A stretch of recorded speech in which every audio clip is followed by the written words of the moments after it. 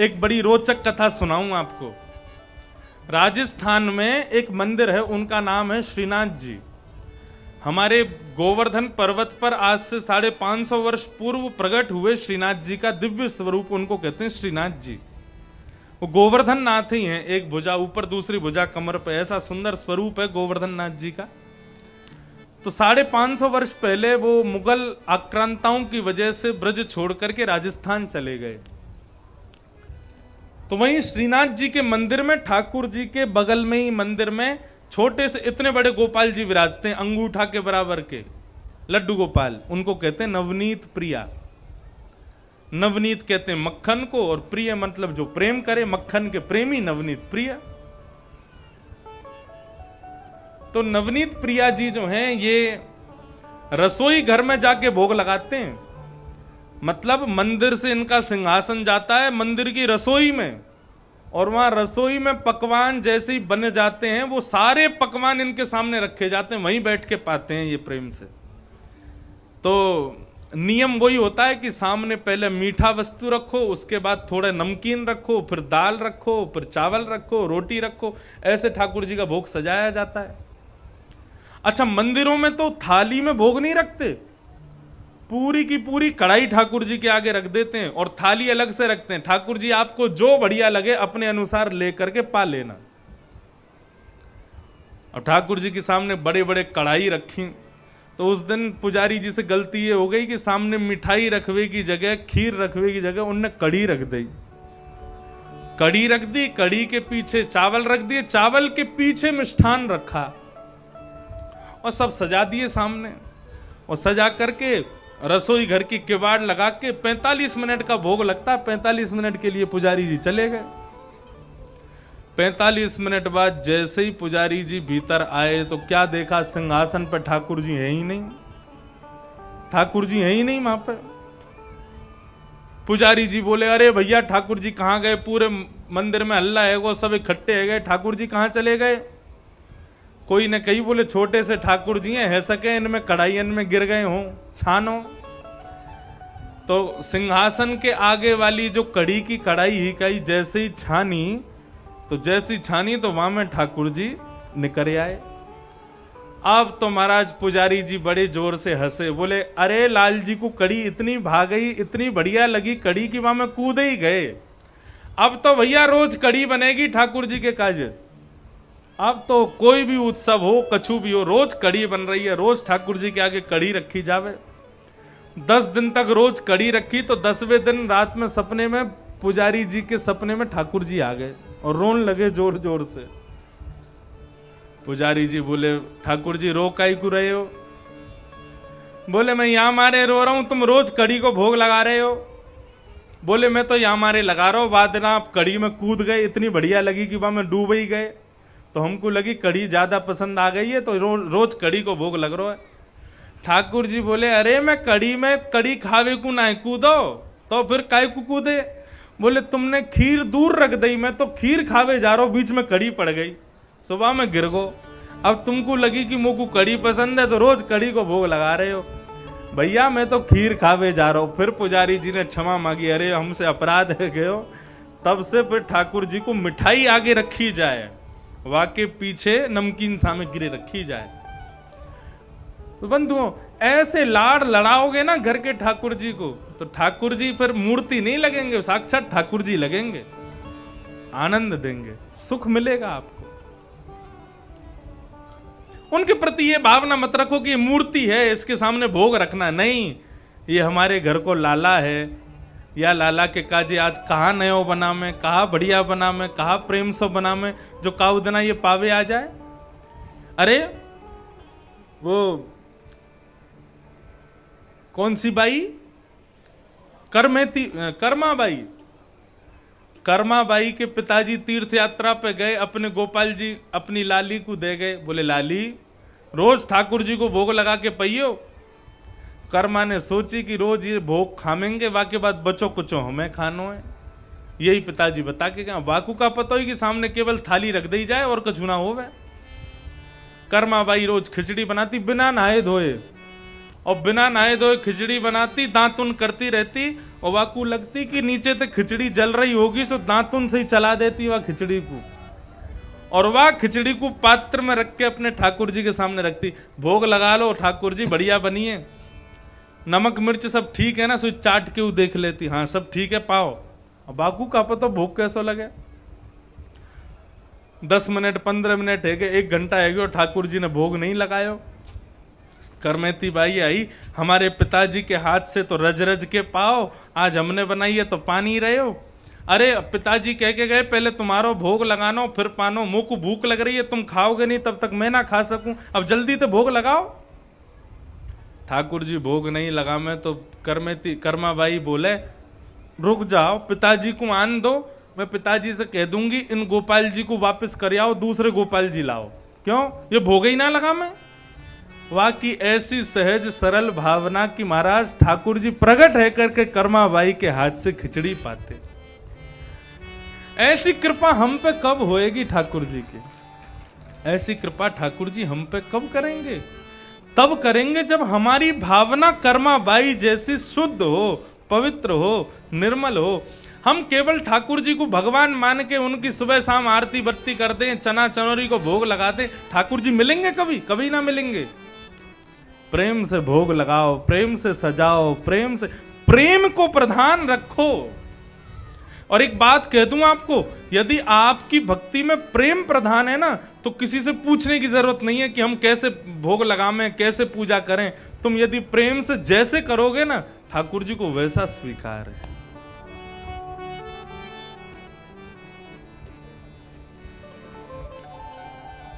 अब तो महाराज गर्गाचार्य जी ने खीर बनाई, और खीर बना करके अपने शालिग्राम भगवान के सामने धर दी।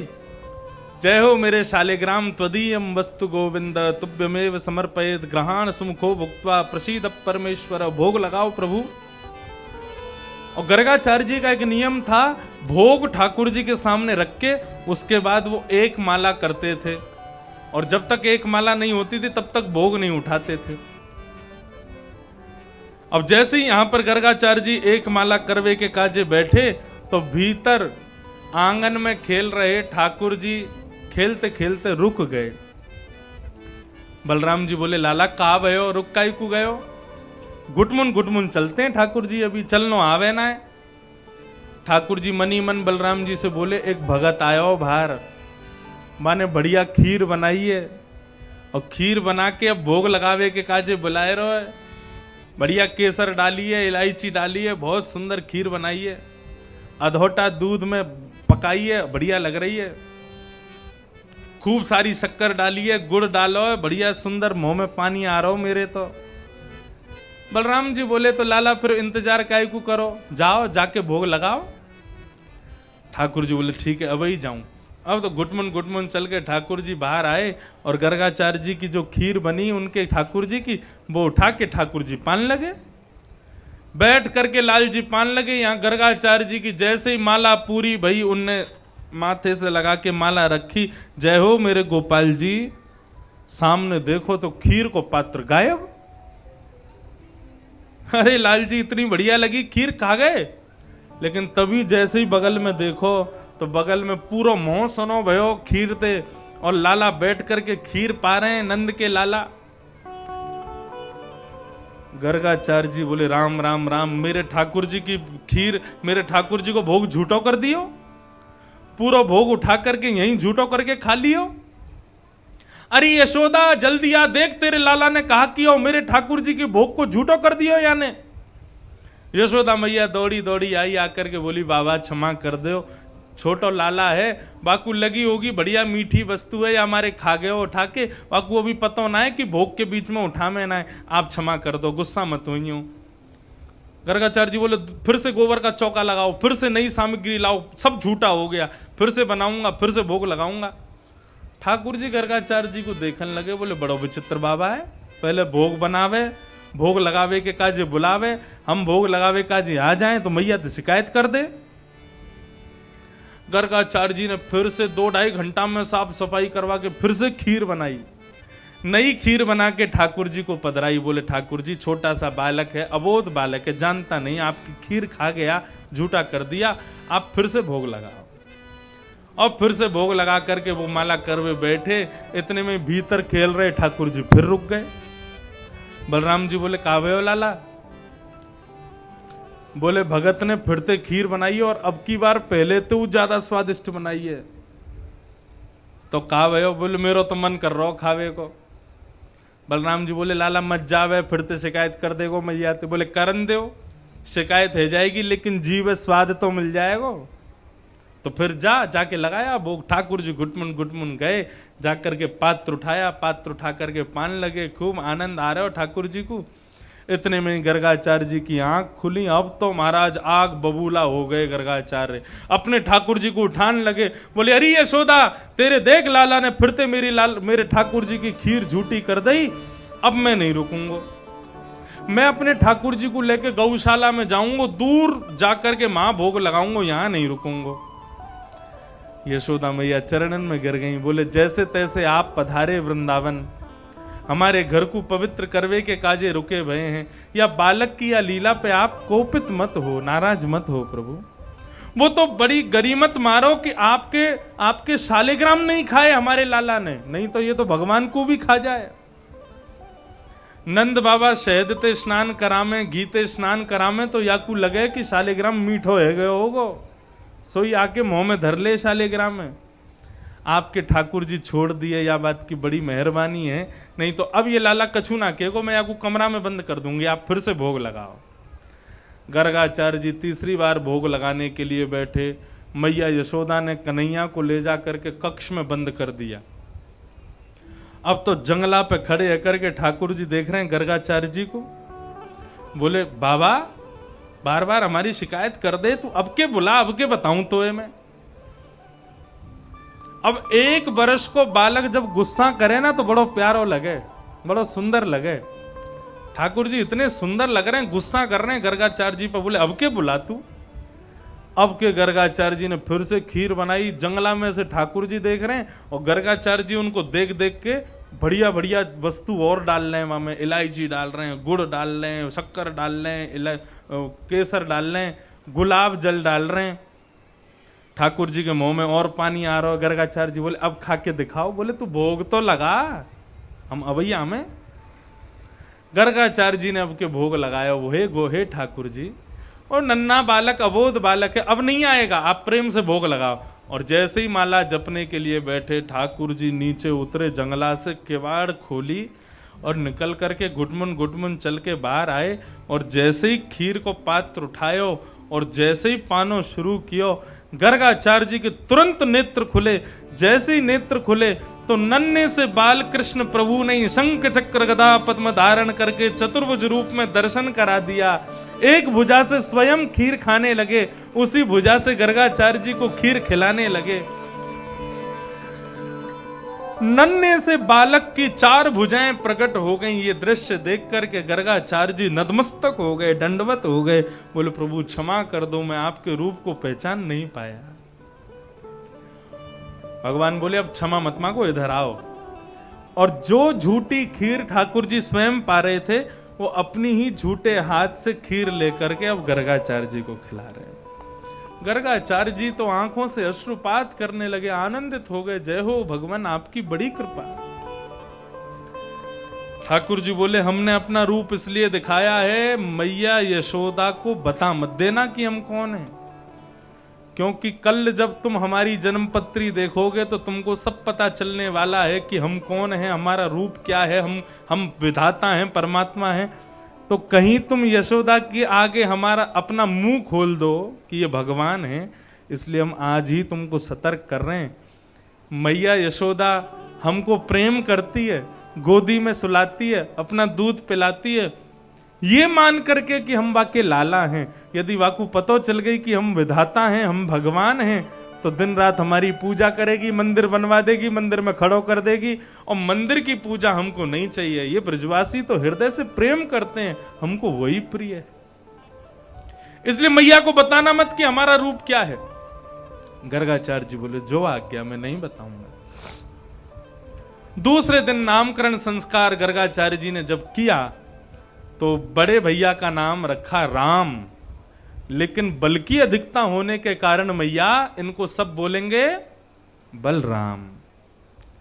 और जैसे ही छोटे बालक को देखा बोले मैया या को नाम तो मैं रखूं इदानिम कृष्णताम गतः, आपके या बालक को मैं नाम रखूं कृष्ण। कृष्ण क्यों रखा? कृष्ण शब्द के दो अर्थ हैं। कृष्ण शब्द का पहला अर्थ है काला या सांवला, भगवान का रंग है इसलिए उनका नाम कृष्ण है। लेकिन कृष्ण शब्द का यदि संधि विच्छेद करो तो कृषि शब्द किसके लिए होता है? किसान। मतलब किसान केवल किसानी करने वाले को किसान नहीं कहते, पृथ्वी पर जन्म लेने वाले प्रत्येक मानव को किसान ही कहा जाता है। जो पृथ्वी से जीता है उसको किसान कहते हैं। तो कृषि और न है नस्तु निवृत्तिवाचक। कृषि से है मनुष्य और न से है निवृत्ति, जिनका नाम लेने से मानव को संसार से निवृत्ति मिल जाती है, उनका नाम है कृष्ण। इसलिए भगवान का नाम रखा गया कृष्ण। ये भगवान का नाम रखा गया। अब तो ठाकुर जी 1 बरस के है गए, कृष्ण नाम रख दियो। धीरे धीरे सब कन्हैया कृष्ण कन्हैया कह कर पुकारते हैं। एक दिन ठाकुर जी दौड़े दौड़े आए और आकर के मैया से बोले मैया। नंद बाबा के पास जाकर के बोले बाबा। बलराम जी के पास जाके बोले भैया। अब तो महाराज यशोदा मैया, नंद बाबा और बलराम जी तो नाचन लगे। बोले आज लाला ने हमारो नाम बोलो है। पूरा ब्रजमंडल इकट्ठो है गयो, सब आ करके अपनो नाम बुलवा रहे हैं। लाला मेरो नाम बोलियो। सो ठाकुर जी तोतली भाषा में वाको नाम बोले, वाको नाम उच्चारण करें। सब लाला को गोदी में लेकर के नाच रहे हैं। लाला पूरे विश्व को बुलवाने वाला आज बोलना सीख रहा है। ये अद्भुतता है। श्री सूरदास जी महाराज वर्णन कर रहे हैं अपने पद में। कहने लगे मोहन मैया मैया, कहने लगे मोहन मैया मैया, कहने लगे मोहन मैया मैया, कहने लगे मोहन मैया मैया। पितानंद सो बाबा रे बाबा, पितानंद सो बाबा रे बाबा, पितानंद सो बाबा रे बाबा, पितानंद सो बाबा रे बाबा। और हलधर सो भैया, और हलधर सो भैया, और हलधर सो भैया भैया भैया, कहने लगे मोहन मैया मैया, कहने लगे मोहन मैया मैया, कहने लगे मोहन मैया मैया, कहने लगे मोहन मैया। बोल नंद के लाला की।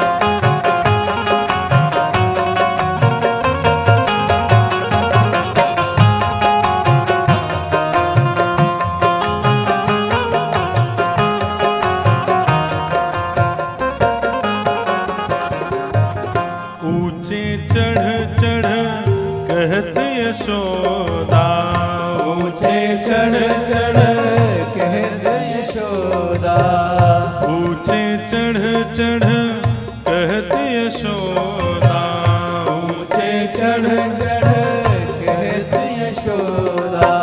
ले ले नाम कन्हैया, ले ले नाम कन्हैया,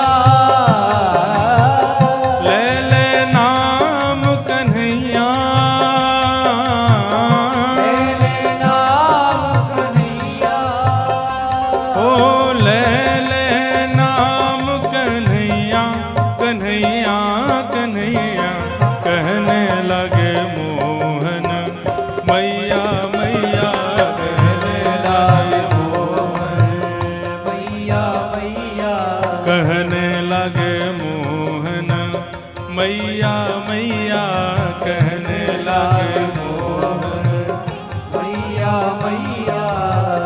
दूर खिलन मत जाओ लाल रे, दूर खिलन मत जाओ लाल रे, दूर खिलन जन जाओ लाल रे, दूर खिलन जन जाओ लाल रे। मारेगी काहू की गैया, मारेगी काहू की गैया, मारेगी काहू की गैया, गैया गैया कहने लगे मोहन, मैया मैया कहने लगे मोहन, मैया मैया। कहने लगे मोहन, मैया मैया कहने लगे मोहन। बोलो नंद के लाला की।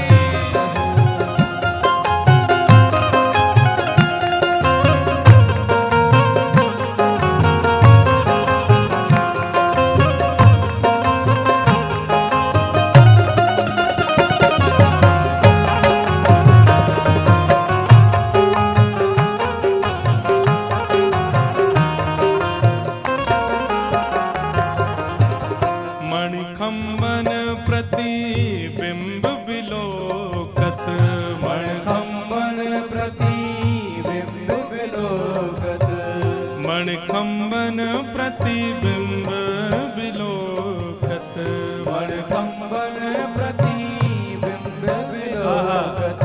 कितना सुंदर वर्णन कर रहे हैं ठाकुर जी। जब नंद भवन में धीरे धीरे चल करके जाते हैं तो ठाकुर जी चलना कैसे सीख रहे हैं? एक खंबा को पकड़ करके खड़े है जाएं और फिर वहां से दूसरे खंबा के पास जामें। अब दूसरे खंबा में ठाकुर जी जब मणि में अपनो प्रतिबिंब देखें, जब खुद को देखें तो खुद को देख करके ठाकुर जी नाचन लग जामें, अलग अलग मुद्रा बनामें।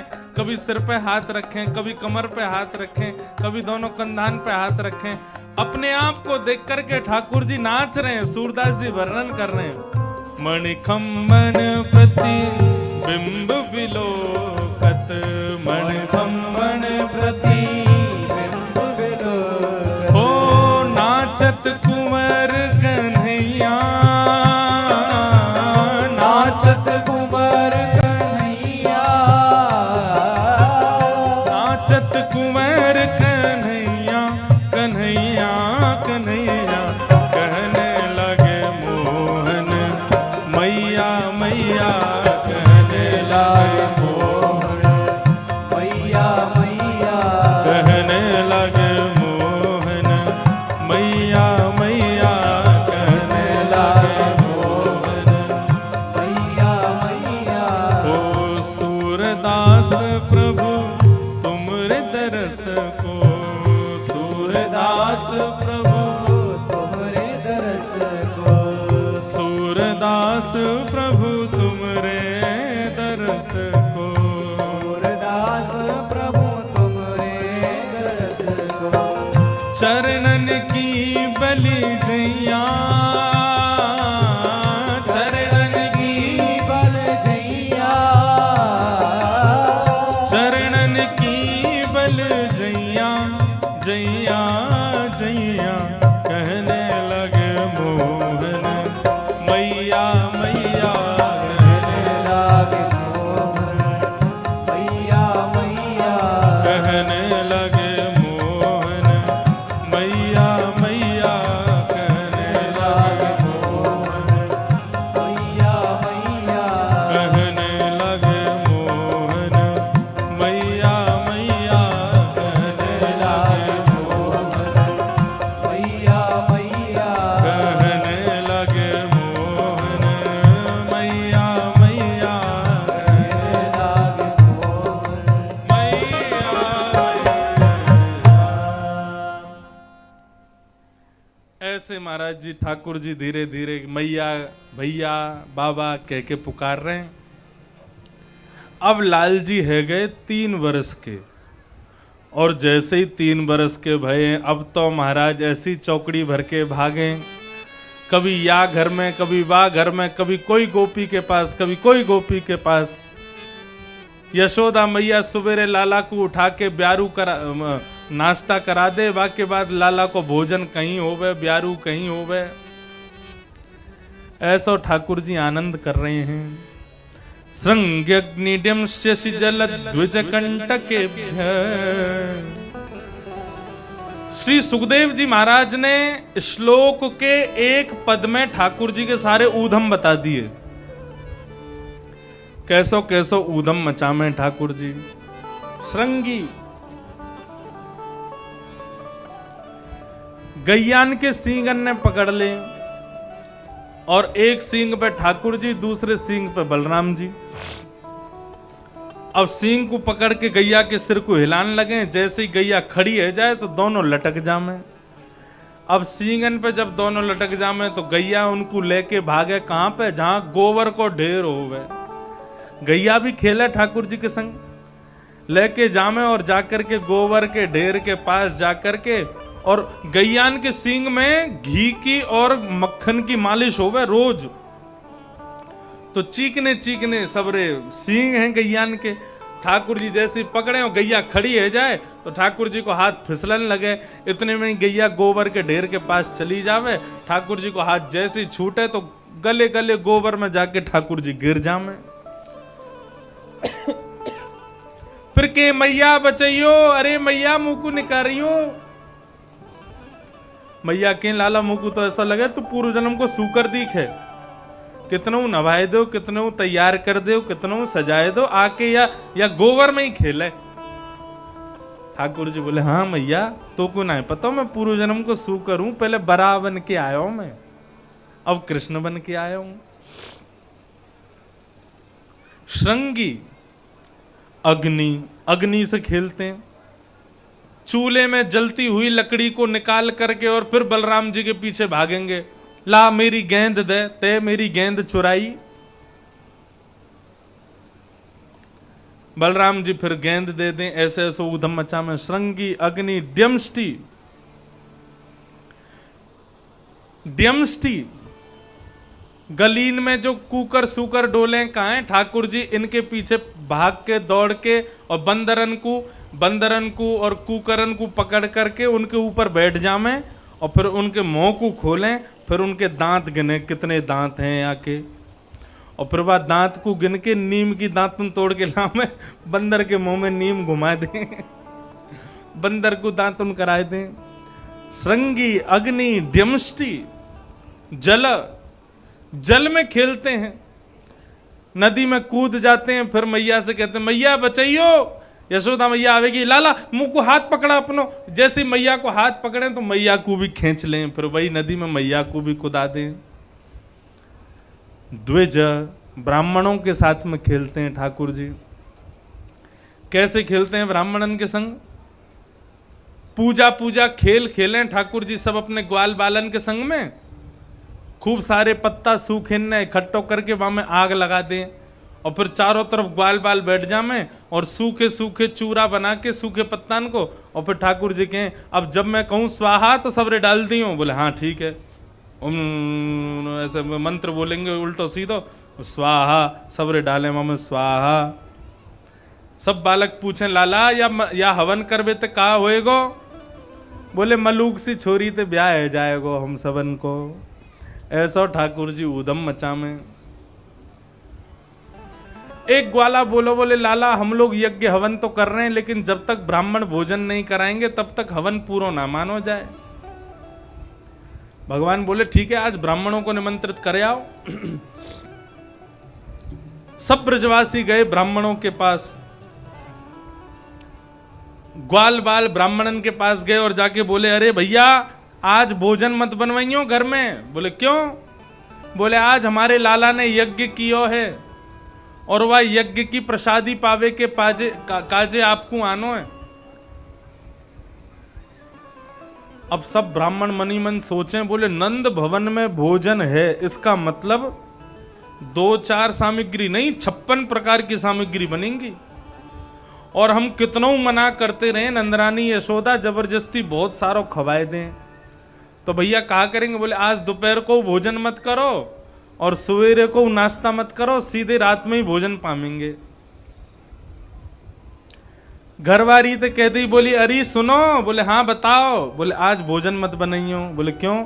नंद बाबा के यहाँ प्रसादी है, भोजन है। घरवाली बोले अरे तो फिर बढ़िया है, डिब्बा ले जाइयो, हमको भी ले आइयो, हम भी वही पालेंगे। बोले हाँ वो तो लानो ही पड़ेगा, खिलाई इतना दे कि कछु सामान बांध के लानो पड़े। अरे सुनो तो, बोले हाँ नेक नमक को पानी दो। बोले नमक को पानी क्यों चाहिए? बोले भाई पीवे तो भूख और ज्यादा तेज है जाए, शाम को जामेंगे सो बढ़िया रोटी सब्जी मालपुआ और महाराज क्या बढ़िया बढ़िया सामग्री बने नंद भवन में, तो वो पाके आमेंगे। अब तो ब्राह्मण सुबह से नमक को पानी पी रहे हैं, ऐसी भूख लग रही है महाराज तेज। इतने में ही शाम को समय भयो, ब्राह्मणन में नेक नेक छान घोट लई, तो भूख और ज्यादा तेज है गई। अब जैसे ही नंद भवन पहुंचे, पीलो पीलो चंदन लगा के इत्र लगा करके सब ब्राह्मण देवता पहुंच गए। नंद रानी यशोदा ने जैसी देखी इतने सारे ब्राह्मण पधारे, नीचे आके सबको प्रणाम कियो। बोले आज मेरे द्वार पर इतने सारे ब्राह्मण देवता पधारे, मैं सबन को प्रणाम करूं। बोले मैया खुशी रहो, अब तो सहन न है रही, जल्दी पवाओ। यशोदा मैया बोली कहा पवाओ? मैया आज तुम्हारे यहाँ यज्ञ भयो ना, हमको आमंत्रण आयो कि वह यज्ञ की प्रसादी पावे के काजे ब्राह्मणन को आनो है, तो हम सब तो आए हैं भाई के मारे। मैया जोर से हंसी, बोले मेरे यहाँ कोई यज्ञ ना भयो, मेरे यहाँ कोई प्रसादी ना है, आप लोगन को कोई ने गलत समाचार दे दियो है। चलो अब सब लोग लौट जाओ, जब हवन होएगा यज्ञ होएगा तब हम बुला लेंगे। ब्राह्मण देवता तो आंखन में आंसू आ गए। बोले मैया हम सवेरे ते भूखे प्यासे, सुबह ते नमक को पानी पी रहे हैं कि इतनी भूख लगे कि रात रात को उड़ामेंगे बढ़िया प्रेम से, और तो और हम तो अपनी ब्राह्मणीन ते मना कर आए कि आज भोजन मत बनाइयो। मैया ऐसा मत करो हमारे संग, हमको निमंत्रण मिलो तो भोजन तो पवानो पड़ेगा। मैया बोली अच्छा एक बात बताओ, तुमको निमंत्रण दियो कौन ने? बोले तुम्हारो लाला आयो नेक्स्ट सो नंद को, वो कन्हैया आयो, कन्हैया आके कह के गयो हवन भयो, बाकी प्रसादी पाने आनो है, हम तो यही मारे आए हैं। मैया बोली अच्छा ठीक है, भोजन की व्यवस्था तो मैं देखूं, कछु ना कछु कर दूंगी, लेकिन पहले तुम्हारे यजमान है तो देखूं कहाँ है, जाने तुम बुलाए हो। नंद भवन के पीछे ठाकुर जी अपने ग्वाल बालन के संग खेल रहे। इतने में ही यशोदा मैया, अच्छा कोई 10-15 ब्राह्मण नहीं थे, 100-200 ब्राह्मण थे, सबको लेकर के मैया पहुंच गई। लाला ओ कन्हैया यहां पे आ। जैसे ही मैया ने देखी, जैसे ठाकुर जी ने देखी मैया बुला रही है, और मैया के पीछे सबरे ब्राह्मण देवता वही ब्राह्मण आ गए जिनके यहां सुबेरे गए हम। ठाकुर जी ने अपने मधुमंगल सखा को हाथ पकड़ो, बोले मधुमंगल? बोले हाँ देखियो। बोले कहा भयो? बोले ये तो सच में आ गए सबरे, हम तो झूठे को न्योता दे के आए इनको, हमें क्या पता ही सांची को आ जाएंगे। मधुमंगल बोलो अब लाला क्या करें? बोले अब पिटाई होगी मेरी, लेकिन मैं अकेलो ना पिटूंगा, तू भी चल मेरे संग, तू भी खइयो मैया ते 2-4 थप्पड़। भैया बैठ जाओ, अब कथा चल रही है, बाद में कर दियो। हाँ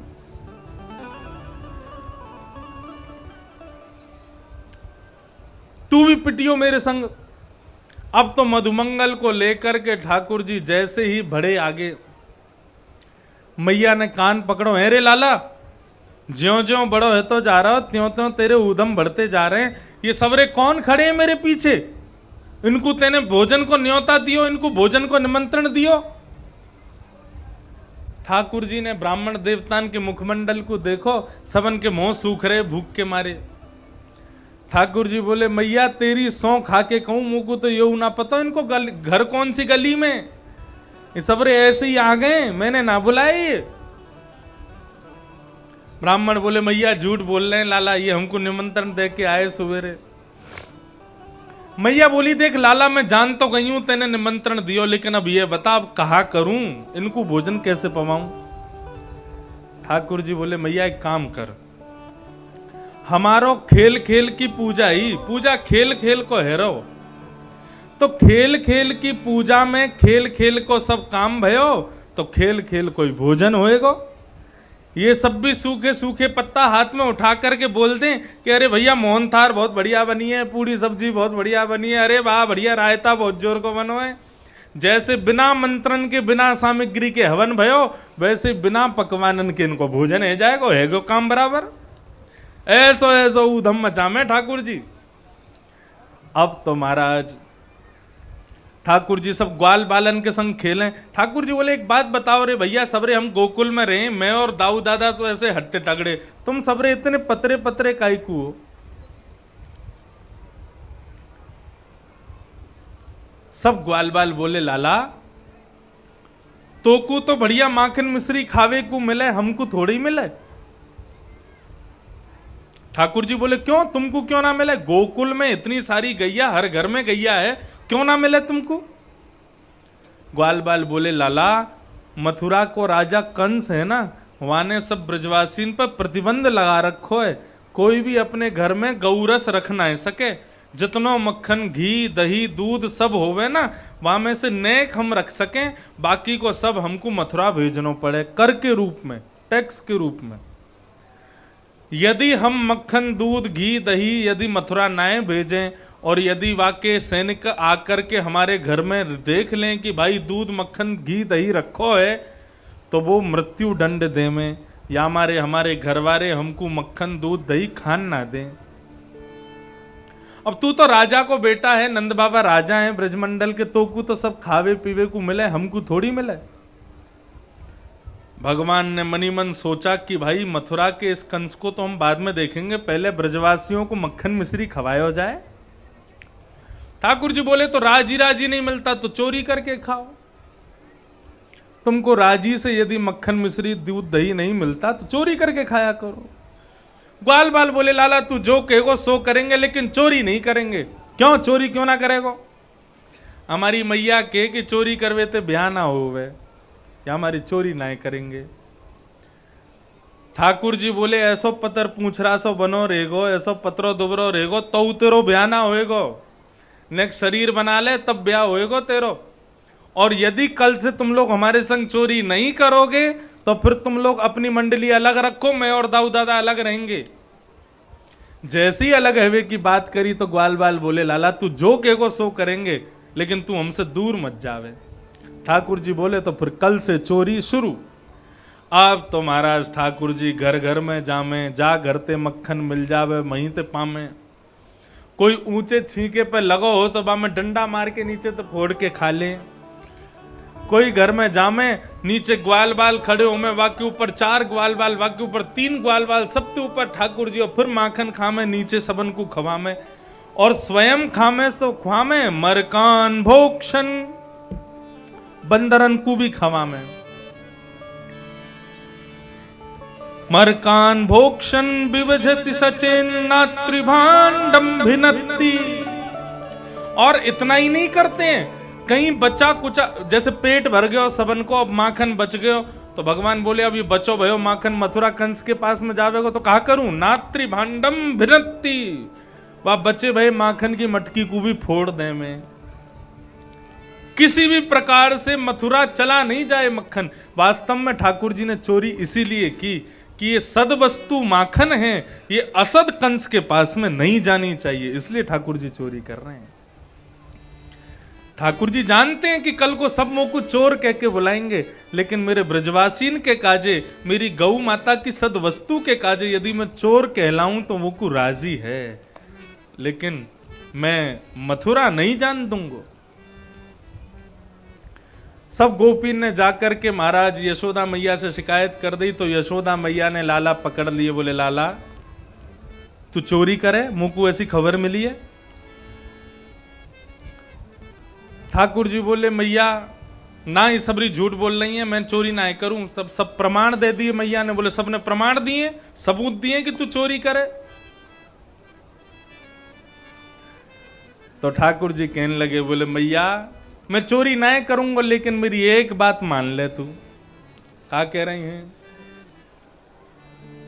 सौ खाऊं पर घर ना जाऊं मैया, अब न करूंगो चोरी। सौ खाऊं पर घर ना जाऊं मैया, अब ना करूंगो चोरी।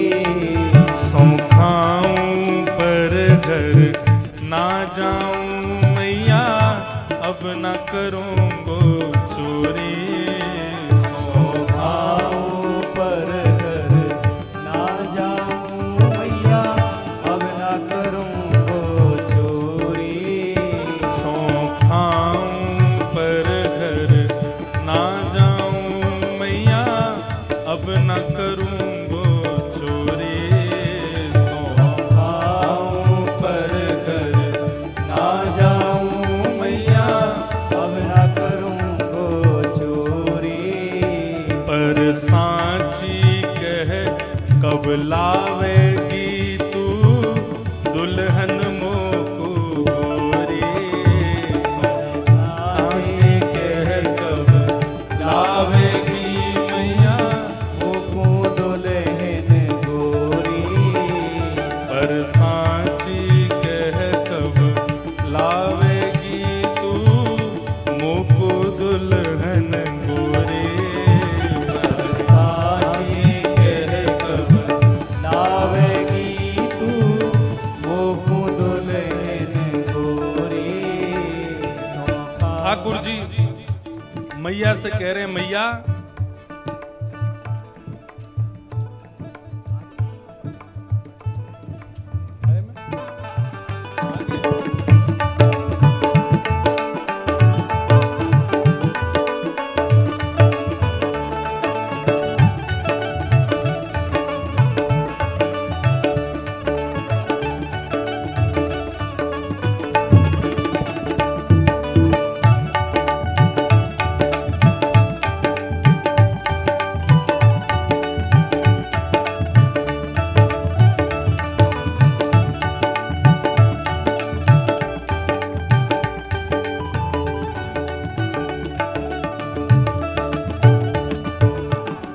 ठाकुर जी मैया से कह रहे हैं, मैया मैं ना करूंगा चोरी।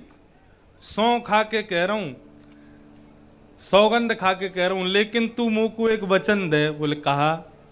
बोले कब लावेगी तू मोकू दुल्हन गोरी। मोकू मेरो ब्याह जब करावेगी तब चोरी करनो बंद करूंगा। पर एक बात तो समझाऊं, बलदाऊ संग न ले जाऊं। मैया लेकिन एक बात मेरी सुन ले, जब ब्याह करवे जाऊंगा ना तो दाऊ दादा संग में ना लेके जाऊंगा। बोले क्यों ना लेके जाएगो? बोले कि भैया वो तो गोरो है और मैं कारो हूं, कहीं बाकी गोरे स्वरूप को देख करके बहू ने भाई के गले में वरमाला पहना दी तो मेरो ब्याह तो रह जाएगो, मेरो न्याय होएगो। या हमारे मैया बलदाऊ संग ना लेके जाऊंगो। और भैया बहुत सुंदर पद है, अब मुझको मिल ना रहे हो, नहीं तो गा के सुना। तो अभी आप लिखो भयो है, कोई ना कल सुना देंगे हैं? अभी लिखो भयो ना है मुंह पे। बहुत सुंदर पद है। ठाकुर जी कह रहे मेरो ब्याह कराओ तब मैं चोरी करना बंद करूंगा। ऐसे ठाकुर जी की ये मधुर चोरी की लीला बताई गई। लेकिन वास्तव में ठाकुर जी ने मक्खन चोरी ना कियो है, ठाकुर जी ने तो ब्रजवासी को मन चोरी कियो है। ठाकुर जी मन को चुरा रहे हैं। मक्खन माखन, माखन में जो ख है ना बीच को, वो कहा है खोट। वह खोट को यदि तुम माखन से निकाल दो तो बचेगो का? मन बचेगो बस। यदि खोट हमारे भीतर से निकल जाए तो मन बचेगो। वह मन को ठाकुर जी हटा चुराए लें, वह को अपनाए लें। ऐसे ठाकुर जी ने ब्रजवासियों को मन चुरायो। अद्भुत ठाकुर जी की लीलाएं बताई गईं।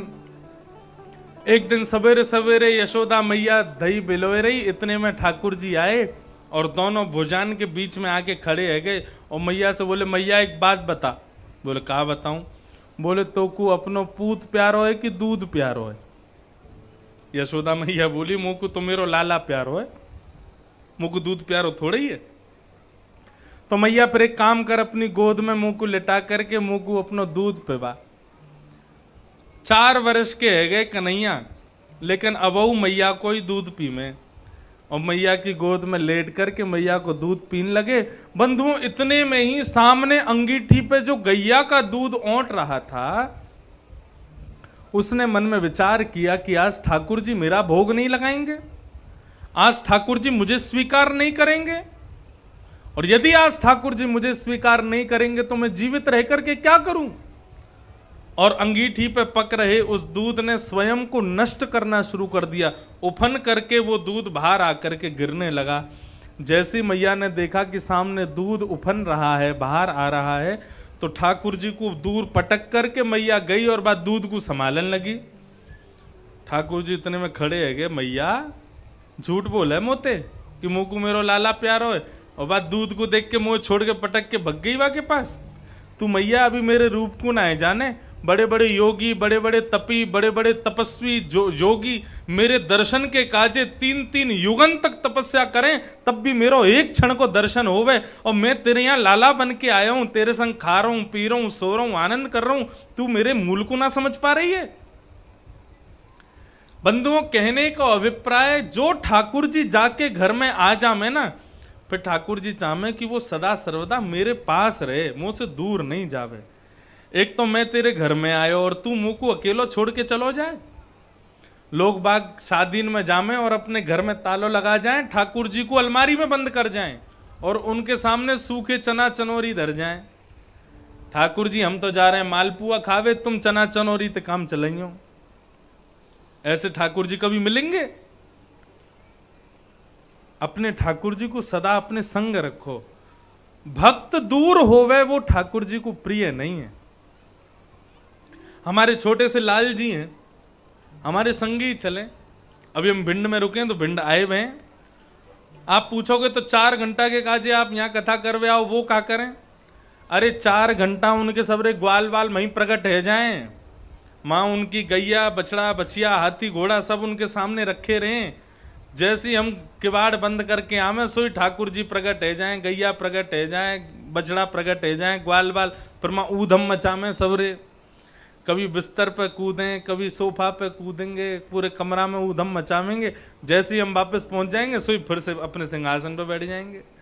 तो 2-4 घंटा के काजे ठाकुर जी को ऊधम को समय मिल जावे या हमारे कथा में आ जाए। हम अपने ठाकुर जी को कथा में ना लेके जामे। जो लोग टीवी पे कभी कथा सुनते हो वो कभी देख लियो, कभी कथा में हमारे ठाकुर जी नाम है, बहुत कम। क्यों? क्योंकि वही 4 घंटा ही तो मिले उन्हें ऊधम मचावे को। अब जा रहे होंगे, खकोर रहे होंगे, कहाँ धरो है, कछु मीठो धरो है, का कछु नमकीन धरी है, का बिस्किट कहाँ धरे हैं, सब खोल रहे होंगे। और जैसे ही यहाँ कथा की आरती होवेगी सोई सबनते बोलेंगे ए मधुमंगल वगैरह सब रे हो भैया, जो जो फैलायो सब व्यवस्थित कर दो। क्यों? आ रहा होगो लौट के। ये सब भाव है।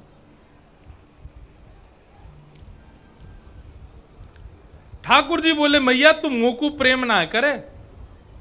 इतने में ठाकुर जी छोटा सा एक पत्थर उठा के लाए और मैया जा हंडी में दही बिलोए रही। ठाकुर जी ने ला करके वह पत्थर को मारो और वो हंडी फोड़ दी। और एक बड़ो सा डंडा लेके गए, गौरस भंडार में जितनी हंडी गौरस की सब फोड़ दी ठाकुर जी ने।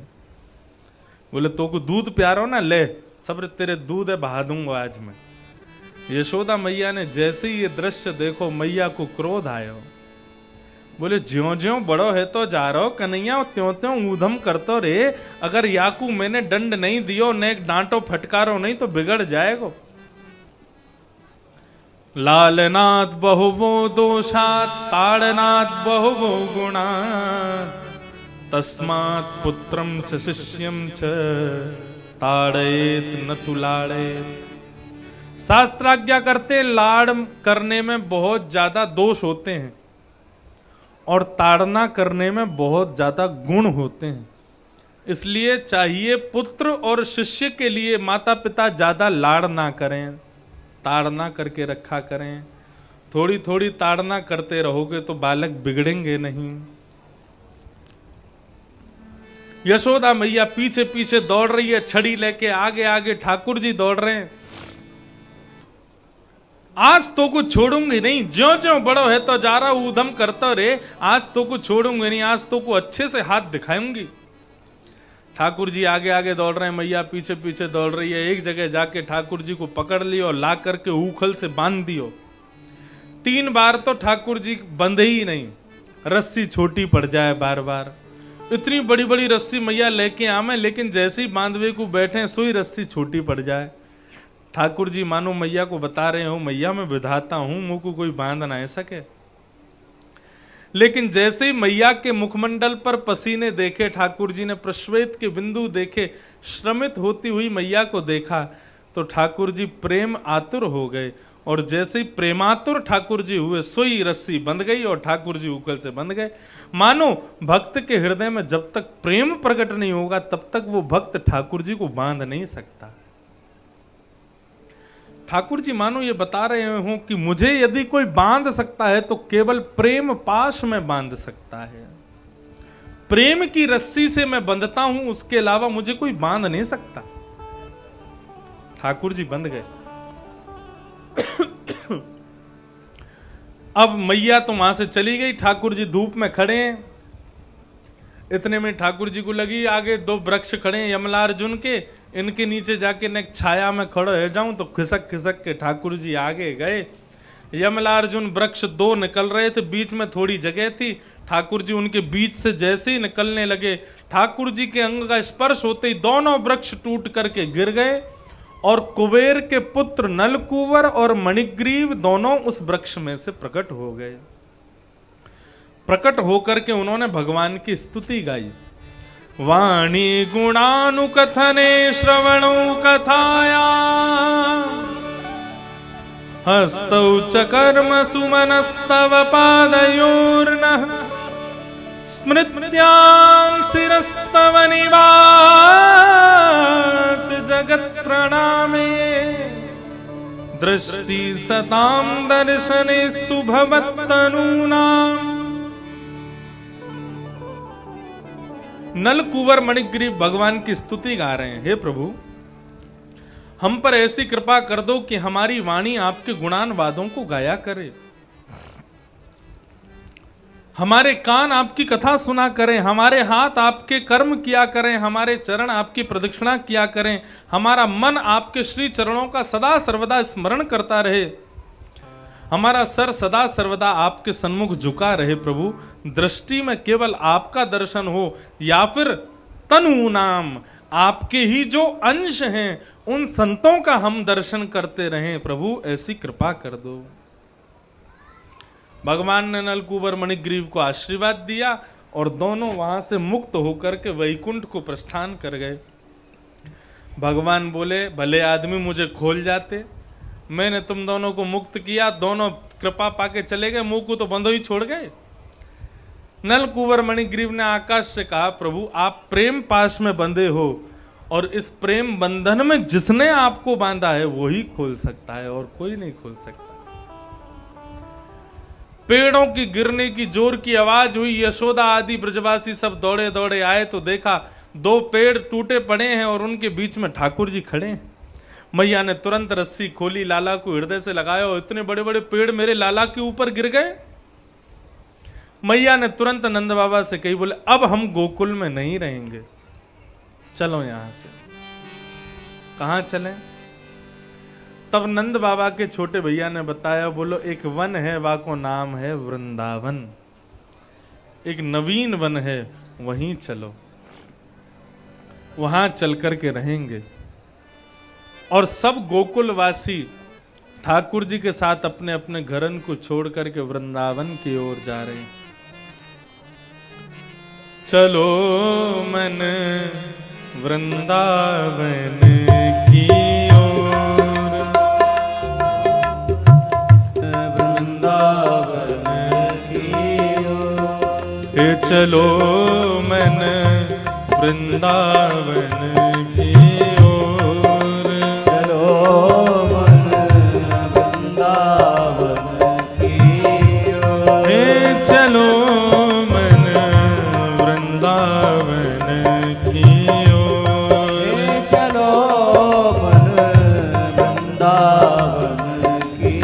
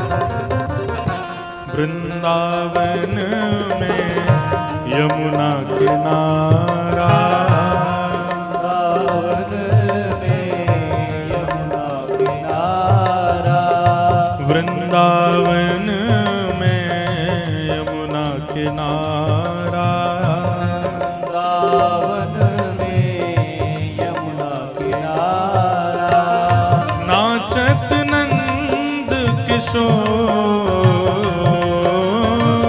नाचत नंद किशोर, निर्तत नंद किशोर, निर्तत नंद किशोर, चलो मन वृंदावन की ओर, चलो मन वृंदावन की ओर, चलो मन वृंदावन की ओर, चलो मन वृंदावन की वृंदावन की ओर, वृंदावन की ओर, वृंदावन की ओर, वृंदावन की ओर, चलो मन वृंदावन की ओर, चलो मन वृंदावन की चलो मन वृंदावन की ओर, चलो मन वृंदावन की जय हो।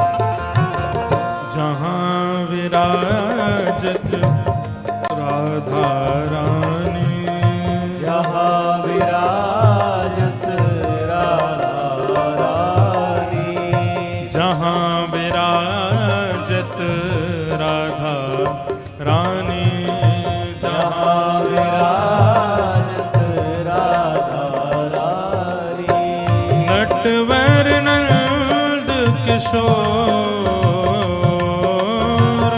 नटवर नंद किशोर,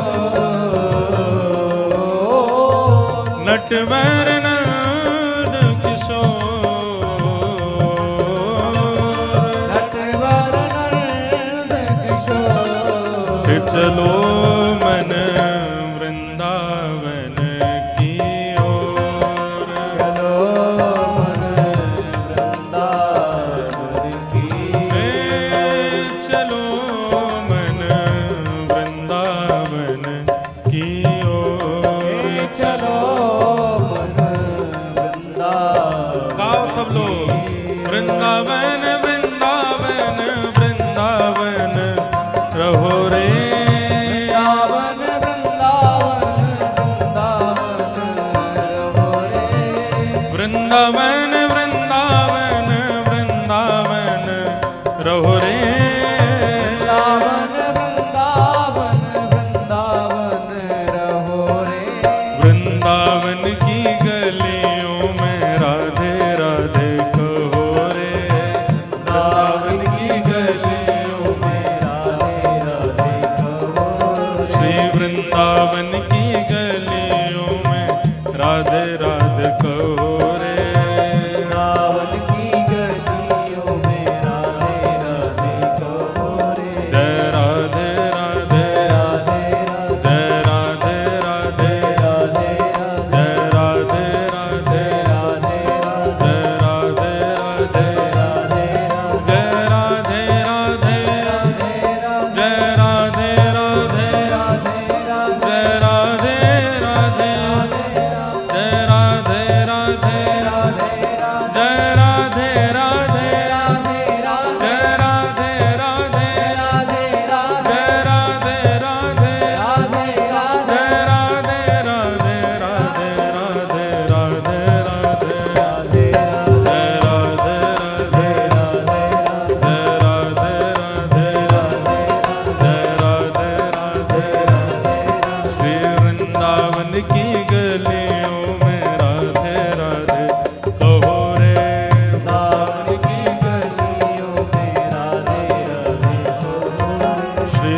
वृंदावन की गलियों में राधे राधे कहो रे। वृंदावन की गलियों में राधे श्री वृंदावन बिहारी लाल की। वनम वृंदावनम नाम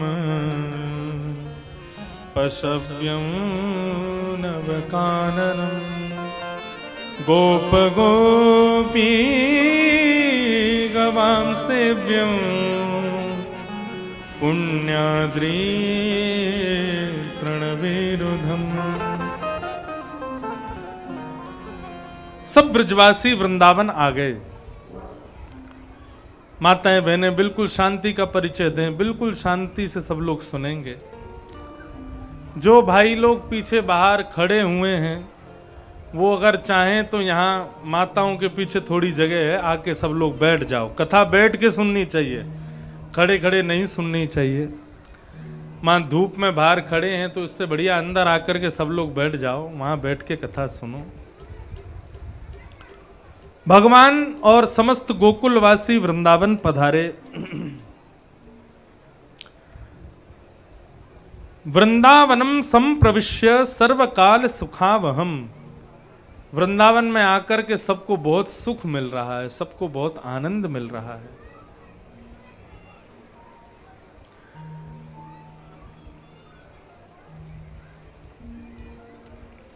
वृंदावन आकर के ठाकुर जी रहने लगे।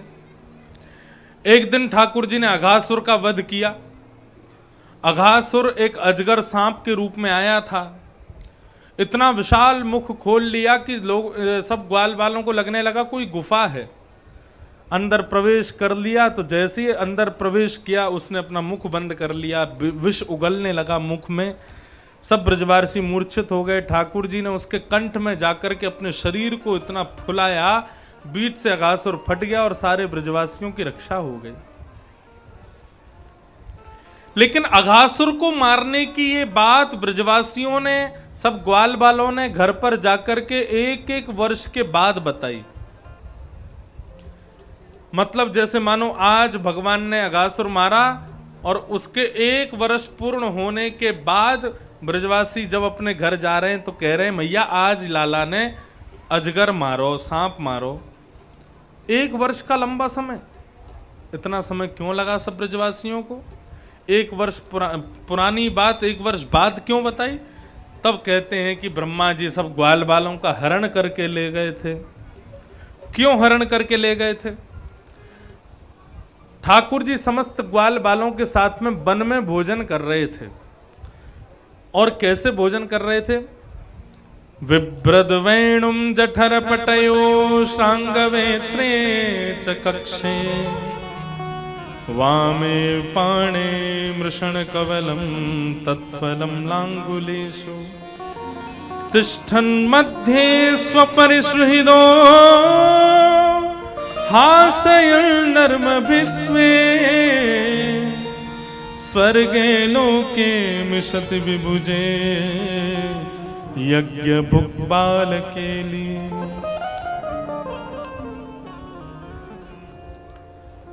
ठाकुर जी वन में भोजन कर रहे हैं। कितनी सुंदर छवि है ठाकुर जी की। एक कांख में तो ठाकुर जी ने वंशी दबा रखी है, दूसरी कांख में ठाकुर जी ने गैया बुलाने वाली श्रृंगी दबा रखी है।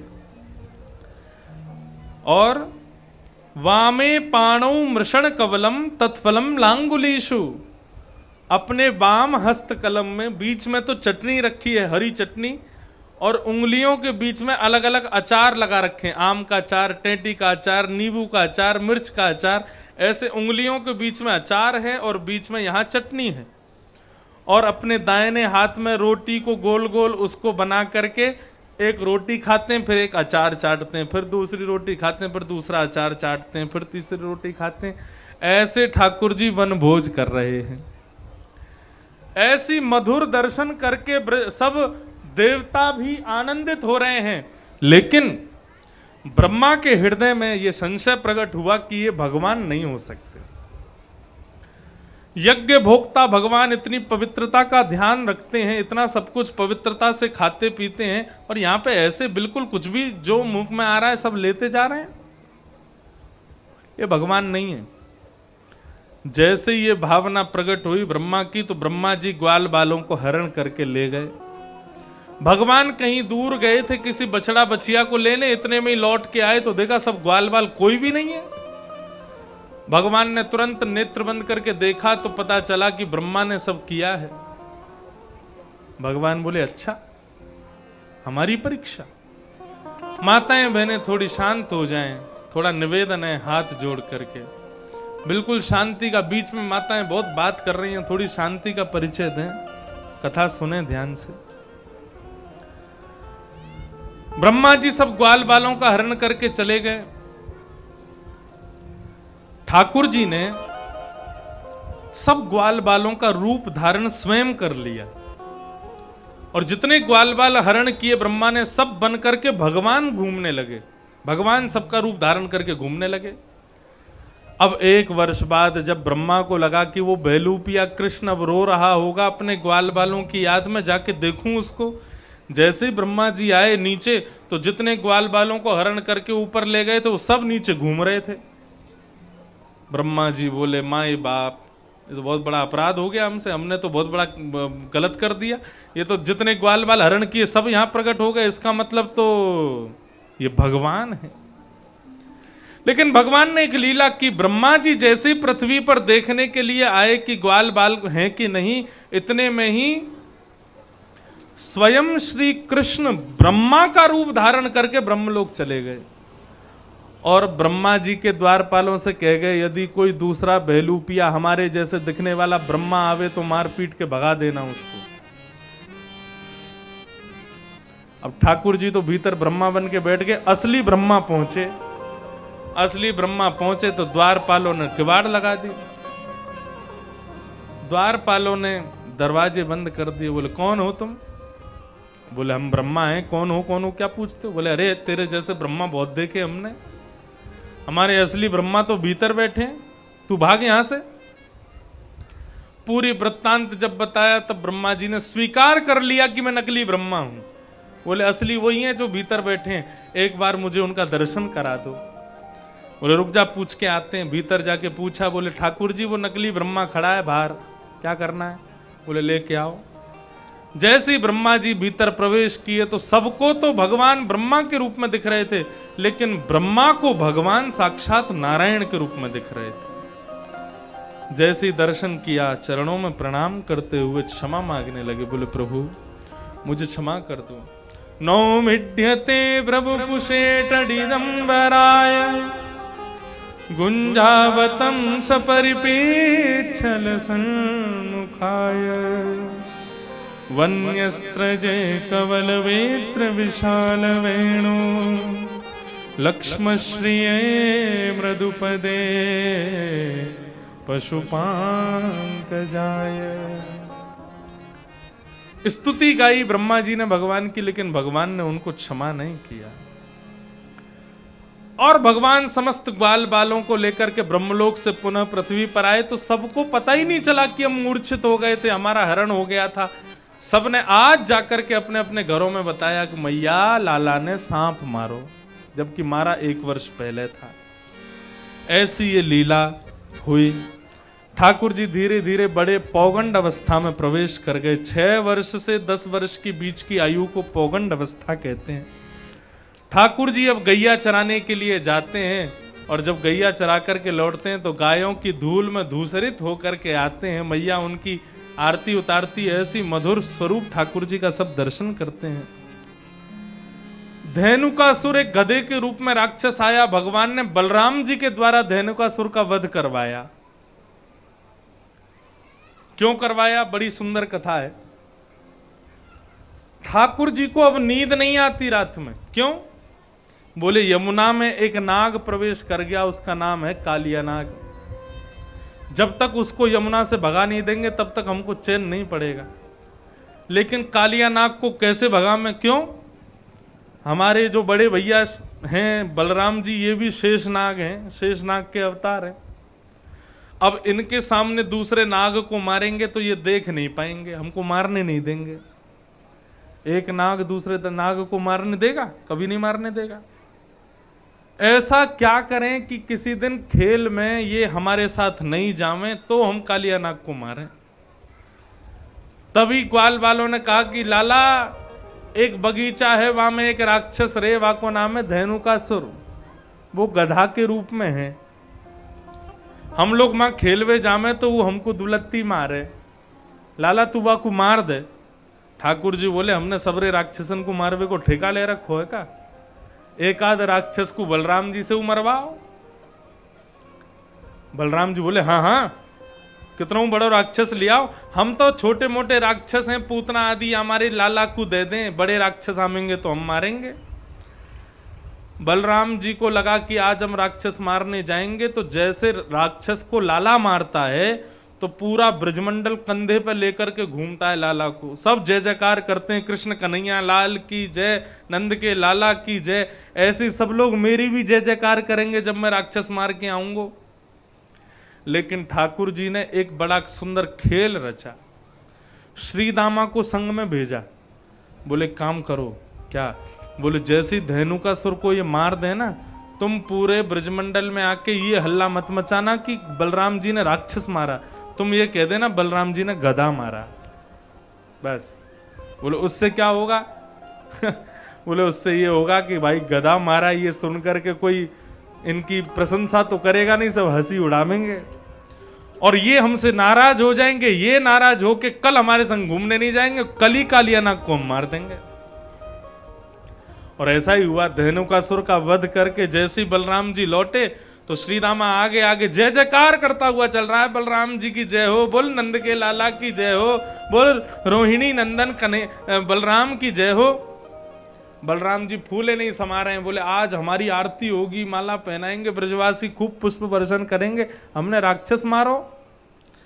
लेकिन श्री दामा इतने में ही चौकड़ी भर के आगे भागो और पहले ही जाके सबंते बोले बलराम जी आ रहे हैं। बोले तो का गधाए मार के आ रहे हैं और सबंते यूं कह रहे हैं मैंने राक्षस मारो है। तो जैसे ही बलराम जी वृंदावन में आए तो गोपियां सब घूंघट कर करके हंसने लगी। बलराम जी बोले हंस क्यों रही हो, हमारी आरती उतारो, माला पहनाओ, पुष्प वर्षा करो, हमने राक्षस मारो। सब गोपियां बोली अरे बातन ने मत बनाओ, हम सब जाने तुमने गधा मारो, तुमने कोई राक्षस थोड़े ही मारो। इतनी हंसी उड़ाई बलराम जी की तो बलराम जी यशोदा मैया से जाके बोले मैया मुझको सब पता हो, ये हंसी मेरी कौन ने करवाई है? बोले कौन ने करवाई? बोले तेरो जो छोरा बैठो कहा है ना लाला नंद को, ये कन्हैया या ने मेरी हंसी करवाई है। ठाकुर जी लड़ने लगे बलराम जी से, हम बे मैंने हंसी करवाई है, तुम गधा मारोगे तो सब यही कहेंगे गधा मारो। हमारी तरह पूतना राक्षसी मारते, हमारी तरह और राक्षस मारते तो समझते, अब गधा मारोगे तो फिर क्यों कैसे समझेंगे सबकी राक्षस मारो। बलराम जी बोले मैया तू आज हमारा निर्णय कर दे, कलते मैं कन्हैया के संग खेलवे नहीं जाऊंगो। मैया बोली ना तू बड़ा है तो को संग में रहना चाहिए। बोले मैं बड़ा हूं तो का मेरा आदर सम्मान तो करे ना है, मैं ना खेलूंगा या के संग। ठाकुर जी बोले हाँ कल से हम भी इनके संग नहीं खेलेंगे। ठाकुर जी मन ही मन सोचने लगे दाऊ दादा बस एक दिन तुम रुक जाओ, परसों तो हम तुम्हें मना लेंगे, बस कल हमको अकेले जान दो। और दूसरे दिन ठाकुर जी अकेले ग्वाल वालों के संग दूसरी तरफ गए, बलराम जी दूसरी तरफ गए और ठाकुर जी सीधे पहुंच गए कहां? काली दह पे। मधुमंगल की गेंद को ऐसे मारा ठाकुर जी ने, वो जाके यमुना में गिर गई। मधुमंगल हट करने लगा, मुझे तो वही गेंद चाहिए। ठाकुर जी बोले देख ले वही गेंद चाहिए तो हम कदम पर चढ़ के कूद जाएंगे अभी। मधुमंगल बोला अरे हम बे कूदेगो तू, ये काली दे कालिया नाग रे यहाँ पे, तू ना कूदेगो, बस बातन ने बना रहा है। इतने में ही ठाकुर जी तो महाराज चढ़ गए वृक्ष पे और वृक्ष से एक छलांग मार के सीधे काली दह में कूद गए। मधुमंगल आदि सब घबराए, दौड़ करके सब ब्रजवासियों को बुला लाए। ठाकुर जी भीतर गए, भीतर जाकर के कालिया नाग के फन पर सिर पधरा दिया, उसके मुख से विष निकलने लगा, रक्त निकलने लगा। कालिया नाग आश्चर्य करने लगा, बोले इतना सा बालक अभी तक जीवित कैसे है? भगवान उसके फनों पर चढ़ गए, जिस फन को निकालता है भगवान को मारने के लिए, भगवान उसी फन पर अपना चरण रखते हैं। 101 फन है कालिया नाग के, भगवान उन 101 फणों पर इतनी द्रुत गति से कूद रहे हैं कि आकाश में देवताओं को लगने लगा भगवान शायद नृत्य कर रहे हैं। इंद्र मृदंग बजाने लगे, ब्रह्मा जी कांसे बजाने लगे, नारद जी वीणा बजाने लगे, सरस्वती अलाप लेने लगी, आकाश मार्ग में देवी देवता सब गंधर्व जन गान बजान करने लगे। इतने में ही ठाकुर जी तांडव नृत्य कर रहे हैं कालिया नाग के ऊपर। ऐसी मधुर छवि का दर्शन सब लोग कर रहे हैं। कालिया नाग के प्रत्येक मुख से विष की जगह रक्त जब निकलने लगा, तब नाग पत्नियों ने भगवान की स्तुति गाई, बोले प्रभु हमारे पति को छोड़ दो। खूब सुंदर स्तुति गाई नाग पत्नियों ने। न नाक पृष्ठम न च सार्वभौमम्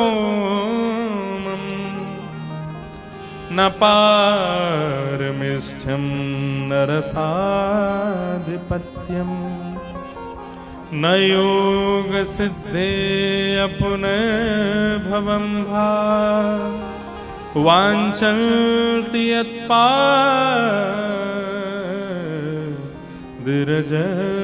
प्रपन्ना।